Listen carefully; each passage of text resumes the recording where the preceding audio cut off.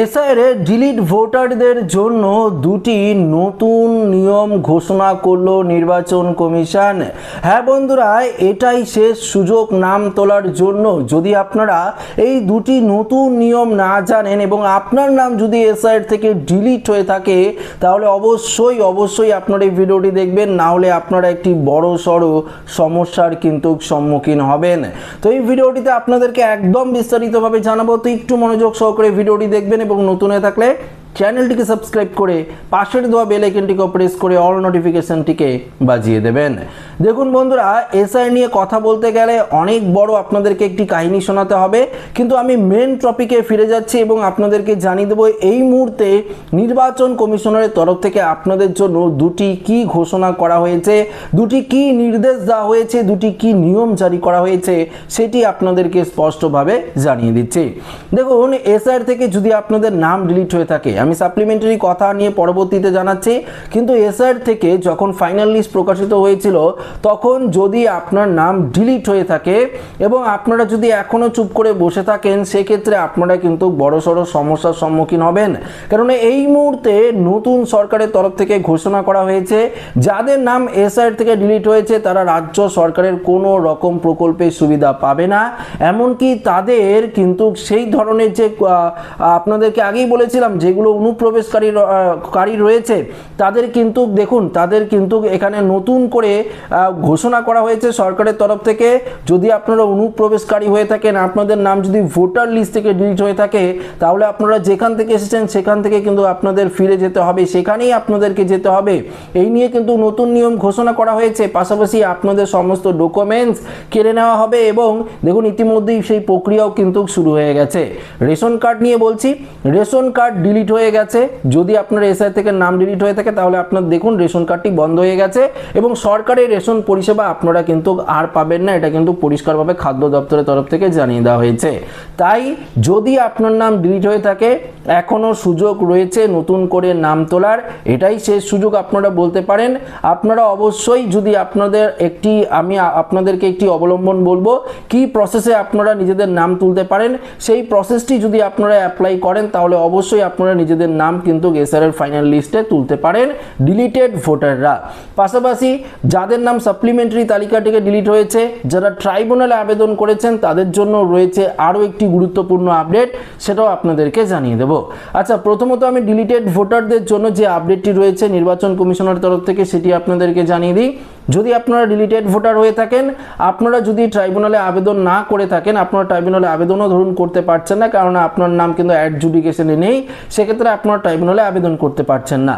দেখুন, আপনি যদি আপনার বাবার নাম দিয়ে ফর্ম ফিল আপ করে থাকেন, অবশ্যই কথাটা মনোযোগ সহকারে শুনবেন, আপনি যদি আপনার বাবার নাম দিয়ে ফর্ম ফিল আপ করে থাকেন, সেক্ষেত্রে যদি আপনার বাবার নামের মিসম্যাচের কারণে আপনার নাম ডিলিট হয়ে থাকে, তাহলে আপনি দেখতে পারেন আপনার মার নামটি ঠিকঠাক রয়েছে কিনা, আপনার মার ডকুমেন্টসে আপনার বাবার নাম রয়েছে কিনা, এই জিনিসটা অবশ্যই আপনারা ভালো করে ফলো করে দেখবেন। কেননা এসআইআর ঘোষণা করা হয়েছিল যে আপনার মা, বাবা বা আপনার ঠাকুরদা, ঠাকুমা কারো নাম যদি 2002 সালের ভোটার লিস্টে থাকে, তাহলে আপনি তার নাম দিয়ে নিজের নাম কিন্তু এসআইআর ফাইনাল লিস্টে তুলতে পারবেন।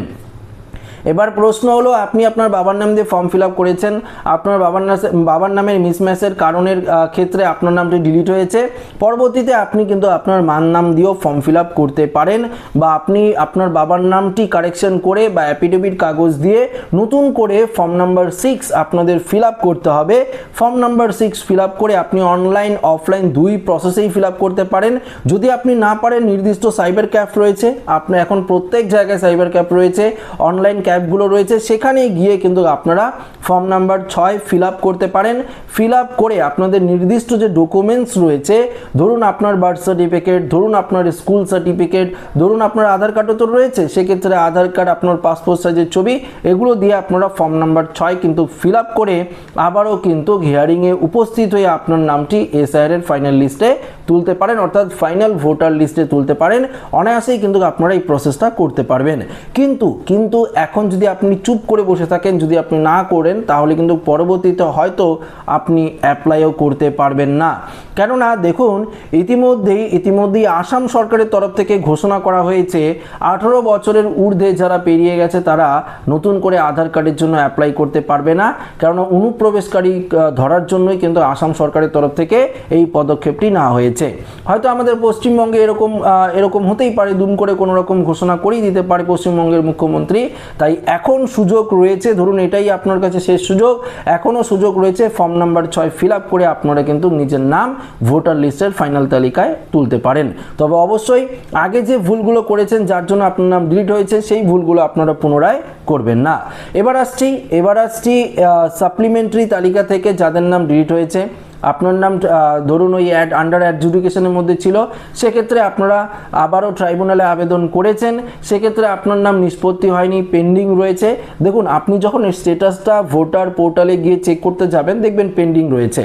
আপনি পেন্ডিং যখন দেখবেন, চেক করে যখন পেন্ডিং রয়েছে, তখন আপনি কিন্তু আবারও নতুন করে নিচে একটি অপশন দেখবেন যে সাবমিট অ্যাপিল বলে লেখা রয়েছে, সেখানে কিন্তু আপনি অ্যাপিল করতে পারেন।